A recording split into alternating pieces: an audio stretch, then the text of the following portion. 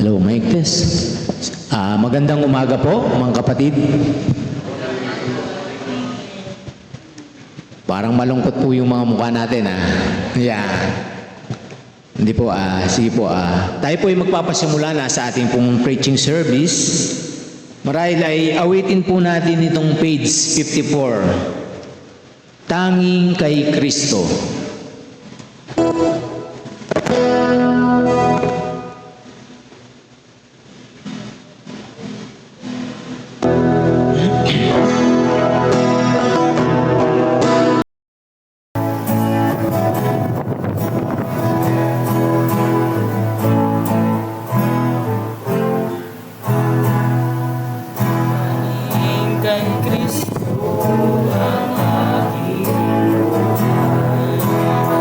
Sa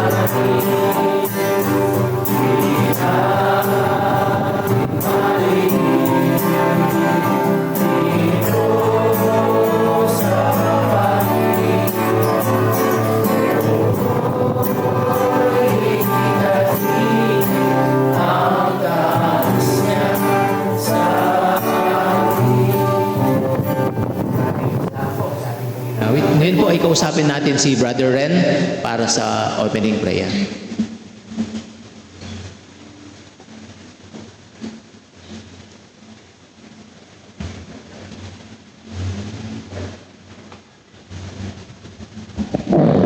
Tayo po'y manalangin. Ama naming Diyos na banal, dakila at makapangyarihan po sa lahat, Ama, patuloy ka po naming pinupuri at pinasasalamatan po sa inyo pong pag-ibig sa bawat isa po sa amin. At gayon din po sa pangunguna po ninyo sa buhay ng bawat isa. Salamat din po ng marami, Ama, na kami po ay muli nagkasama-sama upang papurihan po ang inyo pong banal na pangalan. At gayon din po makinig at mag-aral po ng inyo pong mga salita. Maraming salamat po, Ama, sa muli pong pagkakataon po na ito. At patuloy na dinadalangin po namin ang inyo pong anak na gagamitin na maghahayag po ng inyo pong mga salita. Pakapuspusin niyo po siya ng inyo pong banal na espiritu upang tunay nga po na mahayag po ang inyo pong mga salita na naayon po sa inyo pong kalooban. At gayon din po, Ama, dalangin po namin ang bawat isa na bigyan niyo po kami ng malinis na puso at kaisipan at patawarin niyo po kami sa aming pong mga pagkakasala upang wala pong maging hadlang sa pakikinig po namin ng inyong pong mga salita, gayon din po sa pagpupuri po namin sa inyong pong banal na pangalan. Maraming salamat po, Ama, at patuloy na dalangin din po namin ang mga kapatid po na papunta pa lamang sa lugar po na ito. Kayo pong patuloy po na mag-ingat po sa kanila at gayon din po sa mga kapatid po na hindi po namin makakapiling sa araw po na ito. Ang dalangin po namin na pangunahan niyo po sila, anuman po ang kanila pong ginagawa. At gayon din po, Ama, dalangin din po namin ang inyong pong pag-iingat sa mga kapatid po na humahayo po para sa mabuting balita ng kaligtasan. Salamat po ng marami, Ama. Pangunahan po ninyo ang kaorasan po na ito at nawa ito po ay maging mabangong samyo sa inyong pong banal na harapan. Binabalik po namin ang mataas na papuri at pasasalamat sa dakila at makapangyarihang pangalan po ng aming Panginoong Yesus. Amen. Salamat, Brother Ren, sa panalangin. Bali po, maliban din po sa mga weekly activities po natin na atin pong ginagawa, ay meron po tayong special na announcement. Bali, sa May 22 and 23 ay magkakaroon po ng Youth Fellowship at ito po ay magaganap sa Nueva Ecija. At para sa mga young people at ganoon din po yung sa mga young adult. Yan. Nawa ay makapunta po tayo at alam ko maraming pagpapala ang matatamo lalo na sa mga kabataan. Kaya pagsumikapan po natin na makadalo rin po. Sige po, hindi ko na rin po patatagalin, ay tatawagin ko na rin po yung ating pong tagapagsalita. Bali, ang tagapagturo po natin, dahil lumaki rin siya sa children's ministry, at ngayon ay meron ng, or magdadalawa na po yung kanyang magiging anak. Kaya purihin po ang Panginoon. Tinatawagan ko na po ang ating tagapagsalita, si Brother Anthony Glenn Agarhap.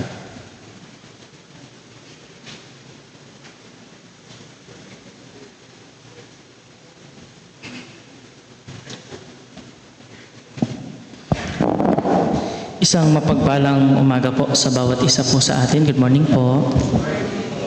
Yan, at purihin po ang Diyos sa mga pagkakataon po muli po ngayon na ating pong ma-share ang kanya pong mga salita. Marahil po ay bago ko po buksan ang ating pong Bible verse na magiging basihan po ng mensahe po sa umaga pong ito, ay gusto ko pong itanong po sa bawat isa po sa atin at sana po maging reflection po nating lahat. Tayo po ba ngayon ay nakaka-experience or naka-experience po ng trouble sa buhay po natin? May mga mabibigat po ba tayong mga pagsubok at problema? may mga suliranin, or sometimes mga self-inflicted po. No? Mga maling pagpili na ngayon ay nararanasan natin yung mga consequences.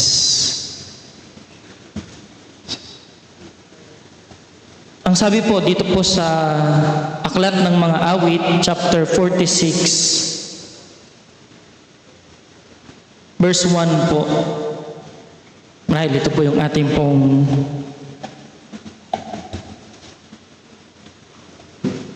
pinaka-message, chapter 41, o chapter 46, verse 1. Psalms chapter 46, verse 1. Ang Diyos ang ating ampunan at kalakasan, handang saklolo sa kabagabagan. Sa English po, God is our refuge and strength, a very present help in trouble.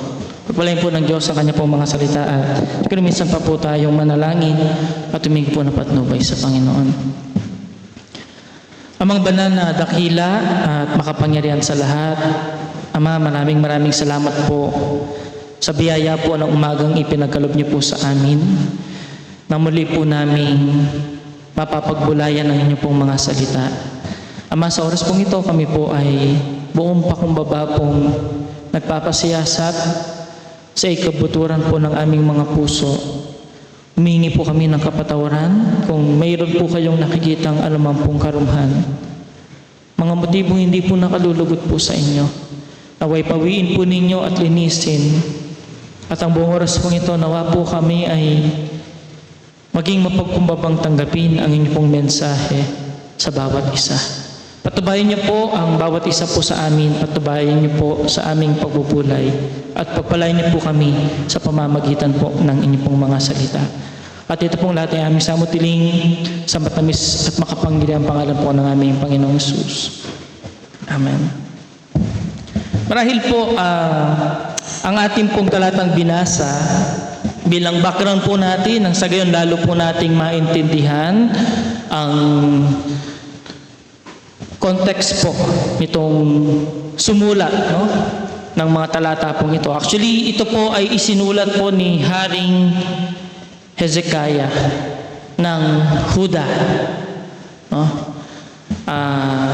Isinulat po niya ito after po ang Assyria po ay salakayin niya ang Jerusalem. Alam po natin sa history ng Bible, after po ni King David, sino po ang naging hari po? Si King Solomon, ang kanya pong anak. At ito po ay United Kingdom ng 12 tribes po ni Israel. Pero after po ni Haring Solomon, yung kanya pong naging anak si Jeroboam, nagrebelde po yung isa sa kanilang mga official, military official. Ang pangalan naman po ay Jeroboam. Nahati po ang Kingdom of Israel. Nagkaroon po ng Northern Kingdom, yun po ang Israel. 10 tribes, sumiwalay po sila. At ang kanilang kapitolyo ay ang Samaria. At yung natitirang 2 tribes na natili po siya sa Jerusalem. At yun naman po ang tinawag na Huda. At ang kapitolyo po nila ay ang Jerusalem. At sa mga pagkakataon pong ito, naging aggressive po ang Assyria, no, ng mga panahon pong yun. At una nilang sinalakay ang Northern Kingdom, ang Israel. Kinupkup po nila ito, winasak po nila ito, at dinalang bihag po ang mga Israelita papuntang Assyria po. Kaya nga kung titignan po natin, ang mga Assyrians, isa po sila sa pinakamalulupit na invaders ng panahon pong yun. Bakit ko po nasabi? Kasi po, napakalupit na kanilang pamamahala sa mga taong kanilang nasasakop. Pinagmamalupitan po nila, binabalatan po nila ng buhay, sinisira ang lahat. Ganyan po ang Assyria. Kaya alam niyo po, ganyan na lang po yung galit ni Jonas. Ang sabi ng Panginoon, pumunta ka sa Nineveh, which is the capital of Assyria, para ipangaral mo ang pagsisisi. Kaya si Jonas po, ang sabi niya, bakit ko pupuntaan yung pinakamalupit na mga tao? Hindi po pumunta po siyang Tarsus. At ito po, ang balak naman po ngayon na salakayin ng Assyria, walang iba kundi ang Huda o ang Jerusalem. Sa panahon pong yun, ang hari po ay si King Ezekias.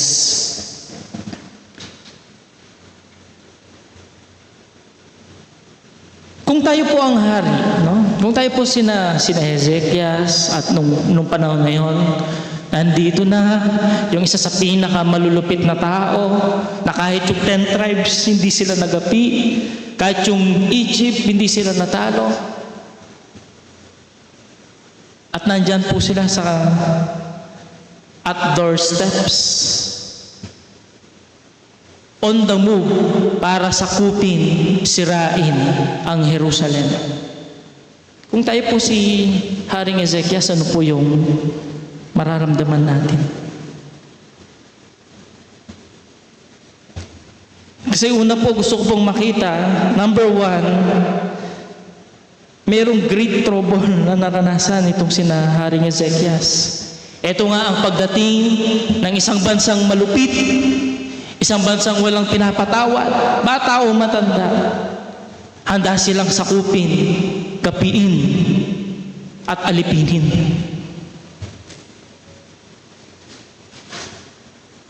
Nung panahon pong ito, kung titignan po natin, halos kaka-restore lamang po ng Huda o ng Jerusalem. Kasi yung mga previous kings, before po si Haring Hezekiah, gumawa po sila ng kasalanan sa harapan po ng Diyos. Nung sakto naman pong naging hari si Haring Ezekias, pinag-iba niya yung mga pinagawa nilang mga idols, yung mga naunang hari sa kanya. Nirevive niya ang Israel, o inirevive niya ang Huda sa isang tunay na worship sa Diyos. And then at the moment, biglang darating ang mga invaders. Mga kapatid, minsan ganyan po sa buhay po natin, no? Kung kailan tayo lalong lumalapit sa Diyos, kung kailan natin sinusunod ang Panginoon, kung kailan nandun tayo sa ating mga paglilingkod, minsan nandoon, babagsak yung trouble. Walang exemption. Hindi po exempted ng mga believers. Kagaya po ng bansang Huda ng panahon po ng ating pinag-aaralan. Pero tignan po natin, no? Gusto ko rin pong, kung ang pinakabagalan po nito sa 2 Kings chapter 18 hanggang 19, 2 Chronicles chapter 32, and Isaiah chapter 36 and 37. Ito po yung background story nito pong ating pong pinag-aaralan. Kung babasahin po natin, alam niyo po yung naging taktika ng Assyria, kasi nakita po nila na nagsara ng mga pintuan ang Jerusalem, pinalibutan po nila ito. Ito po yung mga naging taktika po nila. Una, magaling po sila sa psychological warfare. Halos araw-araw, pumupunta yung messenger po ng hari ng Assyria. Ang sabi niya, huwag kayong maniwala sa hari ninyo. Hindi kayo maliligtas. No? Araw-araw niya silang binabagabag. Minsan ganyan po si Satanas. Sa trouble, sa problema, ang una niya pong tinatarget minsan yung isip. Magaling po siya sa psychological warfare. Ipapaisip niya sa'yo, hindi ka na mahal ng Diyos. Nakalimutan ka na ng Diyos. O kaya papakita niya sa'yo or ipapaisip niya sa'yo, ang dami mong kasalanan. Hindi ka na niya kayang patawarin. Minsan ganyan po ang ating kaaway. Kaya sabi daw po nila, madalas po yung actual problem, kapag sa perspective nung taong nasa gitna ng problema, malaki siya. Kasi in psychology, minsan po sa isip pa lang natin kung ang problema, malaking problema. Kahit minsan maliit lang siya. Naapektuhan po yung ating pong pananaw. Una, yung kanila pong psychological warfare. Every day, nagsasalita po sila ng Hebrew. Sinasabi nila yung discouragement.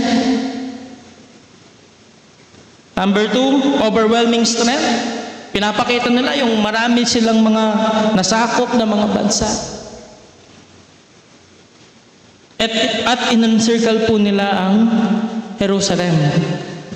Alam niyo po, sa isang siege, sa isang invasion, kapag pinalibutan ng isang city, most likely madali pong matalo ang city pong yun. Bakit? You cut off all the escape routes. Pinutol nila yung lahat ng posibleng pwedeng matakasan. Number 2, they cut off all the supplies. Imagine po natin yun. Pinutol yung lahat ng magiging nilang pagkukuhanan ng supplies. At alam nyo, isa po sa mga supply na kanila pong walang iba kundi yung tubig. Mamaya po makikita natin kung ano po ang ginawa po ni Haring Hezekiah po. Meron po silang great trouble, no? Na-experience po nila Haring Hezekiah. Mga kapatid, they were in danger. Sa panahon po natin ngayon, we are in great trouble, spiritually speaking. Ang sabi po ng Bible, in the end times, mas magiging mapanganib ang panahon. At yan po ang panahon natin ngayon. Kung saan naglipa na ang mga maling aral, naglipa na ang mga maling pananaw tungkol sa Diyos. At lalo tigit, mas marami po ang nakakaranas ng depression. Pero alam po niyo po, higit po sa mga problems na atin pong pwedeng maranasan, meron pong kinakaharap ang tao na great trouble. Walang iba po kundi ang kasalanan, because sin has already invaded our hearts. Ang sabi po ng Biblia, tayo pong lahat ay nagkasala. Romans chapter 3 verse 23. Sapagkat ang lahat ay makasalanan at walang sino mang nakaabot sa kalwalhatian ng Diyos. Wala pong exempted sa atin. Sa puso, sa isip, sa gawa, tayo po ay makasalanan. Hindi dahil nakagawa tayong kasalanan, kaya tayo naging makasalanan. Sabi nga po ni Brother Wilson, kundi kaya tayo nakagawa ng kasalanan kasi tayo'y makasalanan. That is natural sa taong kagaya po natin. At ano pong panganib po doon? Kasi ang sabi po sa Romans 6:23, ang kabayaran ng kasalanan ay kamatayan. Ang parusa po ng ating kasalanan ay ang pagkabulit sa impyerno. Marami pong tao ang hindi naniniwala po dyan. Ang kamatayang tinutukoy po ng Biblia ay ang kaparusahan ng kasalanan, walang hanggang pagkahiwalay sa Diyos at pagkabulit sa dagat-dagatang apoy. Ang sabi nga po niya dito po sa Apokalipsis chapter 20 verse 13, gusto ko pong basahin po. At ibinigay ng dagat ang mga patay na nasa kanya, at ibinigay ng kamatayan at ng Hades ang mga patay na nasa kanila. At sila hinatulang bawat tao ayon sa kani-kaniyang mga gawa. 14. At ang kamatayan at ang Hades ay ibinulid sa dagat-dagatang apoy. Ito ang ikalawang kamatayan. Sa makatuwid ay ang dagat-dagatang apoy. Ito po yung the greatest trouble na kinakaharap ngayon ng lahat ng tao. Na dahil tayo po ay makasalanan, tayo po ay nasa panganib ng walang hanggang kaparusahan.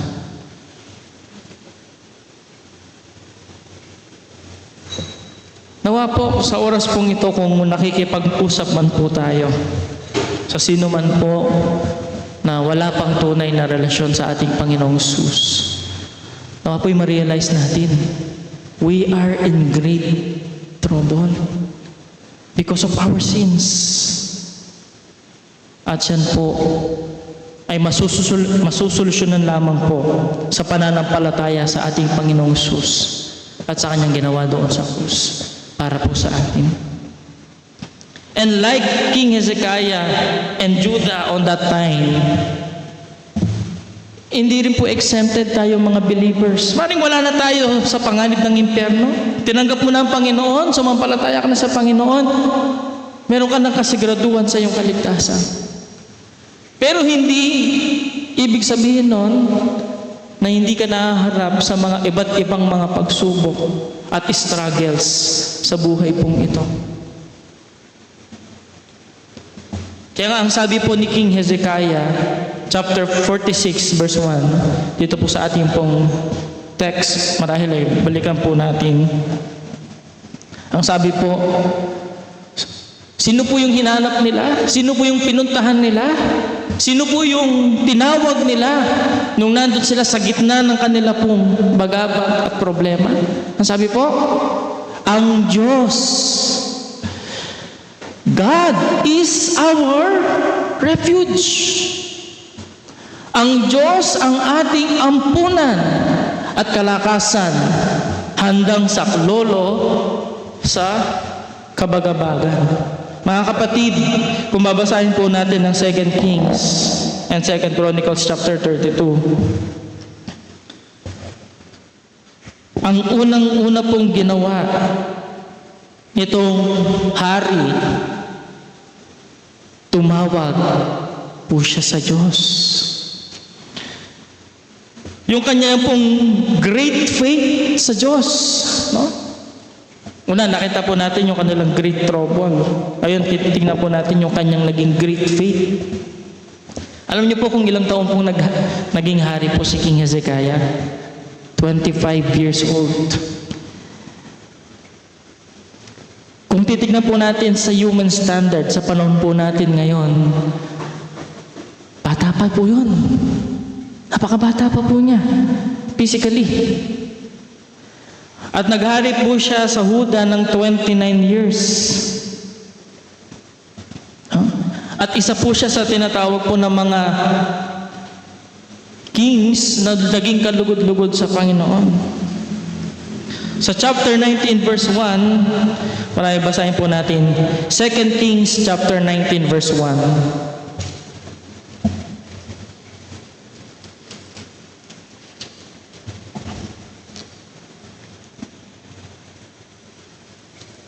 At nangyari nang mabalitaan ng Haring Ezekias, ay hinapak niya ang kanyang mga suot at nagbalot ng kanyang kayong magaspang at pumasok sa bahay ng Panginoon. At kanyang sinugo si Eliakim, nakatiwala sa bahay, at sa Sebna nakalihim at ang matanda sa mga saserdote, na may mga balot na kayong magaspang kay Isaias na propeta na anak ni Amos. Ano po yung unang pong ginawa po? Siya po ay tumawag sa Panginoon. Nagpakumbaba po siya. Yung po kasing renting o yung pong pagpunit ng mga damit, ito po ay tanda po ng matinding kalungkutan at pagpapakumbaba. Sa verses 14 at 15, tumawag po siya sa Diyos. No? Ang sabi po, at tinawag ni Ezekias ang sulat sa kamay ng mga sugo at binasa at pumanhig kay Ezekias sa bahay ng Panginoon at inilahad sa harap ng Panginoon. At si Ezekias ay dumalangin sa harap ng Panginoon at nagsabi, O Panginoon, na Diyos ng Israel, na nauupo sa mga kerubin, Ikaw ang Diyos, Ikaw lamang sa lahat ng kaharian sa lupa. Ikaw ang lumikha ng langit at lupa. Ito po, no? Ano po yung naging response? Unang response po niya, tumawag po siya sa Diyos. Hindi po siya tumawag sa Egypt para humingi ng tulong, which is allied po ng panahong yun ng Huda. Hindi po niya pinatawag yung mga generals niya. Kakayanin ba natin ipagtanggol ang Jerusalem? Ang una niyang ginawa, pumasok po siya sa templo, which is tanda po ng presensya ng Diyos na panahon pong yun. At siya po ay dumalangin sa Panginoon. Mga kapatid, isa po sa mga napakagandang pag-uugali, yung pong pananampalataya sa Panginoon. Hindi ito faith na para sa kaligtasan, hindi po. Ito po ay pananampalataya everyday. Ito yung pagtitiwala natin sa Panginoong Diyos sa araw-araw po ng buhay po natin. At every time na dumaranas man po tayo ng mga malalaking problema, we call on the Lord.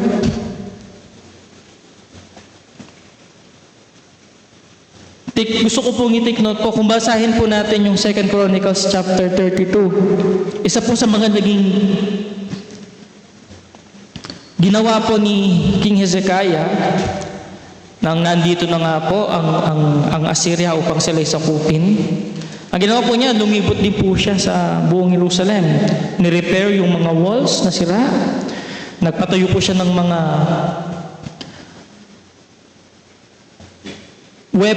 weapons, no?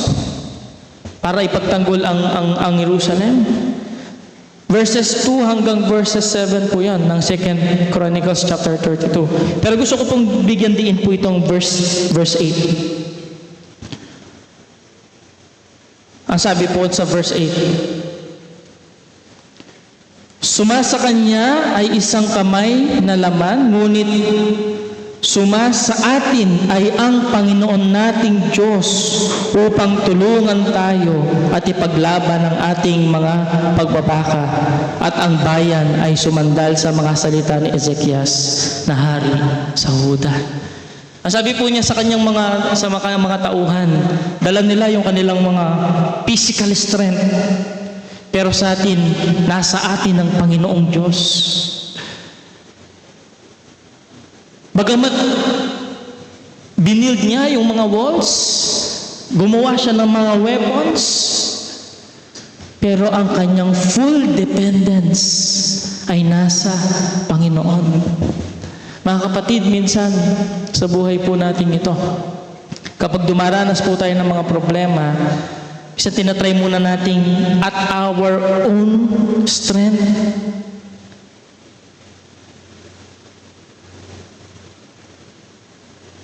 Pero napakaganda, kagaya po ng ginawa po ni Haring Ezekias, yung kanyang full dependence sa ating Panginoon. Una, nakita po natin yung great trouble, no? Pero sa kabila noon, nakita natin yung great faith ni Ezekias. At gusto ko pong tignan po natin, mga kapatid, kahuli-hulihan po, marahil dito po ako magpo-focus at bibigyan ng diin, their great God above all. No? Balikan po natin ang ating pong teksto dito po sa Awit chapter 46. Ang sabi po, ang Diyos ay ating ampunan at kalakasan, handang saklolo sa kabagabagan. God, our refuge. Ginamit po yung salitang ampunan sa Tagalog, although sa English, refuge. Although naging lesson na po ito sa atin ng ating kapatid. Yung refuge po, Literal translation po niya, a shelter from rain and storm, a shelter from danger. Yun po yung ibig sabihin po nun. Na kung saan, itinuring nila na ang Diyos ang kanilang tanggulan, ang kanilang tahanan, ang kanilang proteksyon sa mga problema, sa mga storms, sa mga pagsubok. Kagaya po ni Haring David sa Psalms chapter 62 verse 7. Sinabi rin po ito ni Haring David nung siya naman po yung nandoon sa Greek trouble, no? Kung saan hinahabol po siya ni Haring Saul, pinagbabanta ng kanyang buhay. Chapter 62 verse 7. Nasa Diyos ang aking kaligtasan at ang aking kalwalatian. 62 verse 7. Ang malaking bato ng aking kalakasan at ang kanlungan ko'y nasa Diyos. Ito rin po yung same experience ni King David. Na ang Diyos ang kanyang shelter. At gusto ko rin pong bigyan diin ang sabi po, ginamit po yung a very present help, no? Sabi po, chapter 46 verse 1. Ang Diyos ay ating ampunan at kalakasan handang saklolo. Gusto ko pong tignan po natin yung pong sa English ginamit po niya, a very present help in trouble. Ang sabi po, hey, bisan po kasi kapag tayo po yung na-aksidente, di po ba, meron po tayong hotline. Ginaya po natin yung Amerika po ngayon, yung 911. No? Pero hindi ko sila very present. Ano yung pong ibig sabihin? Minsan meron silang delay. Minsan 15 minutes, 20 minutes bago sila makakarating doon sa naging site po ng accident. No? Minsan ganyan din po yung ibang mga tao rin. Hindi sila always available. Pero dito makikita po natin, God is always available. God is near. Siya po ay malapit. And God is always ready to help us. Minsan nga ang Panginoon, minsan nauuna na siya sa atin.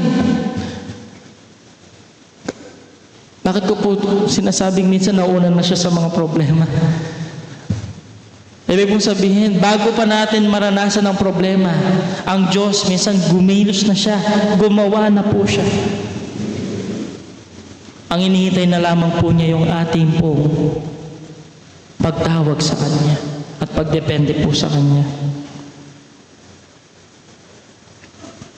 Sabi nga po, ng Deuteronomy chapter 4 verse 7, walang ibang Diyos, kundi ang Diyos natin na ganun na lamang po kalapit. Deuteronomy chapter 4 verse 7. Sapagkat ganyan po ang Diyos. Nung ating pong sinampalatayaan ng ating Panginoong Hesus, tayong dating malayo sa Diyos ay pinaglapit dahil sa ating Panginoon. At ang Panginoong Diyos natin ngayon, siya ay Diyos na malapit para po sa bawat isa sa atin.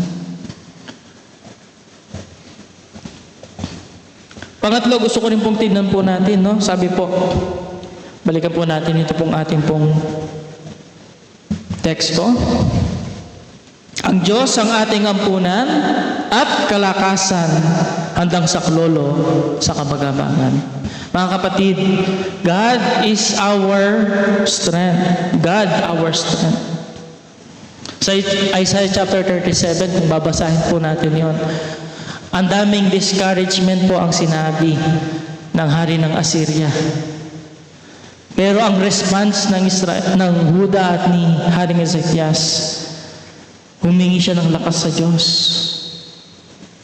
Nagdepende po siya sa Panginoon. At paano po niya ito ginawa? Pinatawag po niya si Isaiah. Si Propeta Isaiah po. At kung saan ipinahayag ni Propeta Isaiah ang response ng Diyos sa kanyang mga salita. Mga kapatid, ang Diyos ang ating kalakasan. At kung gusto natin po itong maranasan, basahin natin ang kanya pong mga salita. sapagkat ang kalakasan na nanggagaling po sa Diyos, Kanya po itong pinadadaloy sa pamamagitan po ng Kanyang mga salita.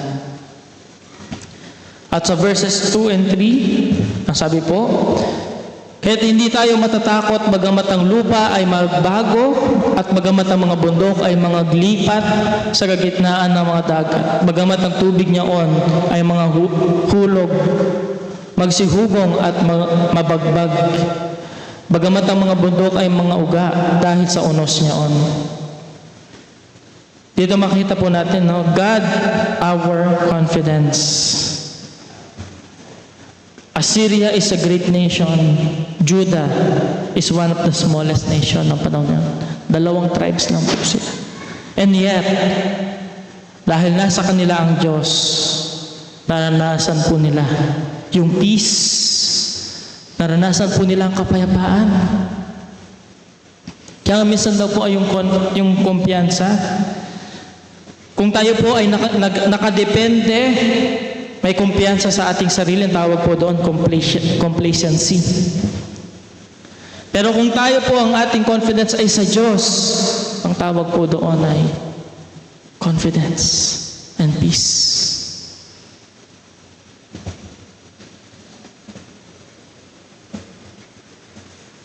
Verse 6 hanggang verse 9 po.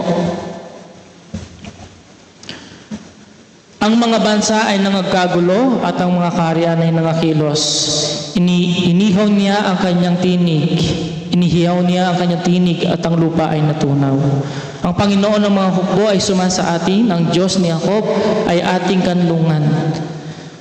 Kayo'y parito, inyong masdan ang mga gawa ng Panginoon. Kung anong mga kagibaan ang kanyang ginawa sa lupa at kanyang pinaglilikat ang mga pagdirigma sa wakas ng lupa at kanyang pinabali ang busog at pinuputol ang sibat, kanyang sinusunog ang mga karo sa apoy. Ito naman po yung time po na naranasan po nila Haring Ezekias. God, our victory. Alam niyo po, kung babasahin po natin yung story, after pong mag-pray ni Hari Ezekias sa Diyos, ang Panginoong Diyos nagpadala po siya ng kanyang anghel. At yung mga nakapalibot na mga enemy ng Huda ay kanya pong pinatay ng anghel na yon. Wala po silang ginawa, wala po silang naging effort, pero naranasan po nila ang total victory. Kaya ang sabi nga po ng verse 10, isa po ito sa mga sikat na verse, ang sabi po, be still and know that I am God. I will be exalted among the heathen. I will be exalted in the earth. Mga kapatid, dito ipinakita ng Diyos ang kanyang kalwalatian sa pamamagitan po ng pagtatagumpay nila Haring Ezekias sa naging trouble po nila. Mga kapatid, sa buhay po natin, maaari din pong ipakita ng Diyos ang kanyang biyaya, ang kanyang pong lakas, ang kanyang kalwalatian. Kung hahayaan po natin siyang kumilos sa mga buhay po natin.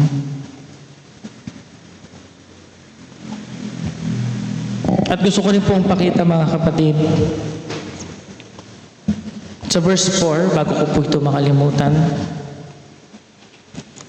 Sabi po, may isang ilog na ang mga agos ay nagpapasaya sa bayan ng Diyos, sa banal na dako ng mga tabernakulo ng kataas-taasan.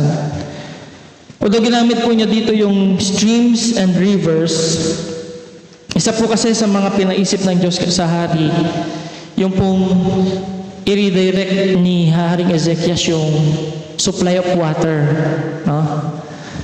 Imbis na manggagaling sa labas, nagpagawa po siya ng, ang sabi po, ginamit po ng mga Bible scholar yung pong underground water system sa loob ng Jerusalem. Nanggaling po ito sa Spring of Gihon, isa pong balon, no? Tapos nagpahukay po siya, nagpagawa po siya ng underground water system. Nagdurugtong po ito sa Pool of Siloam. 2 Kings chapter 20 verse 20, makikita po natin doon. Narinig na po ba natin yung Siloam? Sa pagbabasa po natin ng mga salita ng Diyos. Alam niyo po, ito pong Pool of Siloam na pinagawa po sa panahong ito, dito rin po pinagaling ng ating Panginoong Hesus ang isang bulag mula sa pagkabata. Sa John chapter 9, sabi po doon, verse 6 at 7, na ang Panginoon, nag-spit po siya sa lupa, ginawa niyang clay at ipinahid po niya sa mata ng bulag. At ang sabi niya doon sa bulag, pumunta ka sa lagayan ng tubig sa Siloam at doon ka maghugas. At doon po niya natanggap ang kanyang paningin. Mga kapatid, bakit ko po ito sinasabi? Sapagkat makikita po natin dito ang ating Panginoong Hesus. Ang ating Panginoong Hesus, siya po ang ating pong refuge. Siya po ang ating pong strength. Siya po ang ating pong very present help. Siya po ang ating pong confidence. And siya po ang ating pong victory. Ang sikreto po ng buhay pong ito, walang iba kundi ang ating pong Panginoong Hesukristo.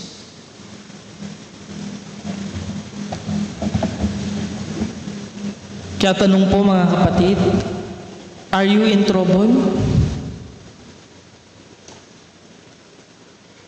Lumapit po tayo sa Panginoong Hesus. Lumapit po tayo sa Diyos. Sapagkat siya po ay very present help na tayo po ay palalakasin, poprotektahan, at papagtagumpayin sa kabila po ng mga pagsubok sa buhay pong ito.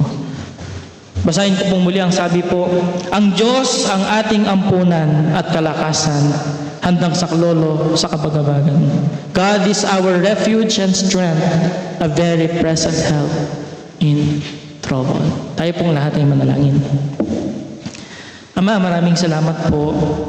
Muli po niyong ipinaalala po sa amin sa inyo pong mga salita, na bagamat kami po ay dumaranas ng iba't ibang mga pagsubok sa buhay pong ito, mayroon po kaming isang Diyos na makapangyarihan sa lahat.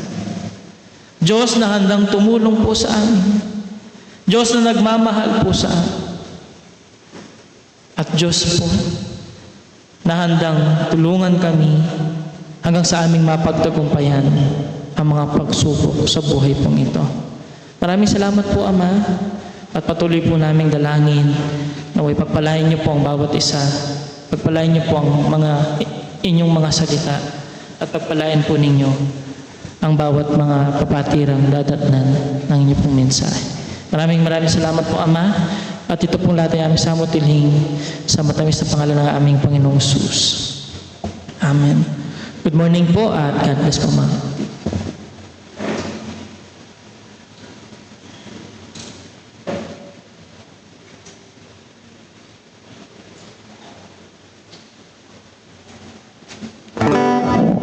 Purihin po ang Panginoon sa mga salita na nahayag at ganoon din po sa ating kapatid na ginamit upang bahagi. Bilang pagbubulay po, awitin po natin itong page 11. Inihiling ko po sa ika-4 na stanza, tayong lahat ay tumayo para sa closing prayer.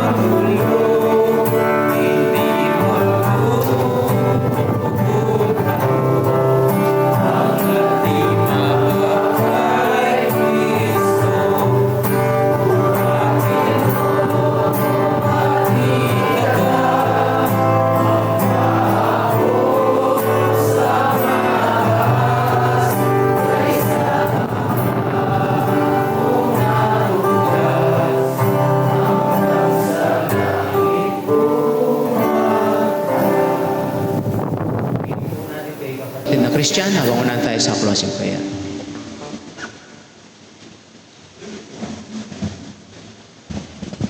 Sige po, tayo pong lahat ay manalangin.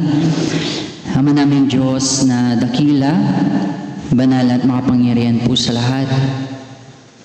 Ama, patuloy ka naming pinupuri at pinapasalamatan po sa iyong mga salita na nahayag sa aming pong pagbubulay. Salamat po, Ama, dahil pinakita niyo po ang inyong kapangyarihan po, lalo na po sa pamagitan po ng panalangin, kung kami po ay lalapit at dudulog sa iyong banal na harapan, anumang mga pagsubok po, anumang mga troubles po na aming kinakaharap sa buhay po namin dito po sa mundong ibabaw nito, ay wala pong imposible sa inyo sa pamamagitan po ng panalangin. Salamat po, Ama, dahil ito po ay pinakita niyo po sa amin, sa bawat isa po na sumampalataya po sa aming Panginoong Hesus. Salamat po sa ganitong pagkakataon. Yun po, Ama, salamat po sa iyong anak na ginamit, na naghayag ng iyong mga salita. Dalangin po namin na patuloy po siyang pakapuspusin ng karunungan na nanggagaling po sa inyo, upang patuloy po siyang magamit sa iyong mga gawain, at tulad po ng paghahayag po ng iyong mga salita. Ngayon din po, Ama, pinagkakatiwala po namin sa inyo, maging ang mga makakapakinig ng iyong mga salita sa pamagitan po ng online. Dalangin po namin na ito din po ay maging hamon po sa bawat isa, lalo na po sa mga malalayo na tumawag po sa inyo, at magtiwala po lalo na po sa mga pagsubok na kinakaharap po namin dito po sa mundong ibabaw na ito. Kaya po muli, Ama, sa inyo po namin pinagkakatiwala ang lahat, at ito po ay aming itinataas at idinadalangin sa dakila at makapangyarihang pangalan po ng iyong bugtong na ng si Jesus. Amen.